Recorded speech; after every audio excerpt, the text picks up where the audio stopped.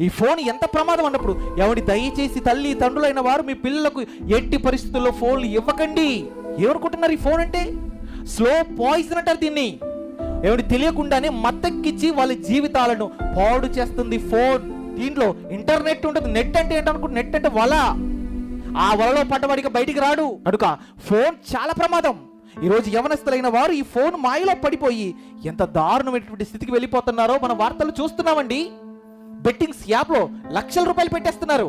ఆ మధ్యకాలంలో నుండి ఒక వ్యక్తి తన అకౌంట్లో ఉన్నటువంటి వాళ్ళ నాన్నగారి అకౌంట్లో ఉన్నటువంటి సుమారు 30 లక్షల రూపాయలండి ఈ బెట్టింగ్స్ యాప్లో పెట్టేశాడు. మొత్తం పోగొట్టేశాడు. అలాగని వాళ్ళ నాన్న ఏమైనా ఉన్నాడు అనుకుంటున్నారా? లేదండి, చాలా బీదవాడు.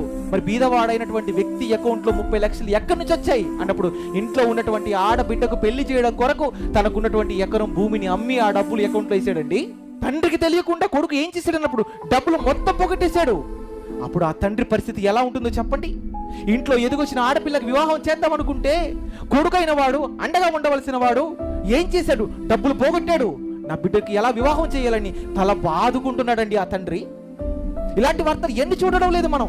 అంటే ఫోన్ మాయలో పడిపోతున్నారు యవనస్తులైన వారు. చివరికి ఎలాంటి స్థితికి వెళ్ళిపోతున్నారు అన్నప్పుడు కన్న తల్లి తండ్రులను కూడా పట్టించుకున్నటువంటి స్థితికి వెళ్ళిపోతున్నారు.